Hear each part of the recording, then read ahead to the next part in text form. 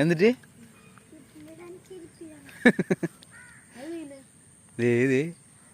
അടുത്തോനാ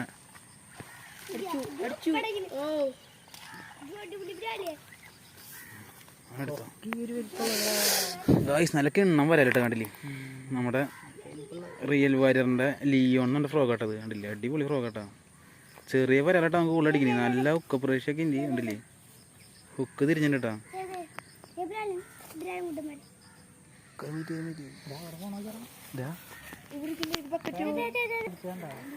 അടക്കടിക്കാം guys. അപ്പോൾ നമുക്ക് ഇവിടുന്ന് ഈ സ്പോട്ടിൽ 4 വരാലുകളായിട്ട് കിട്ടുന്നത്.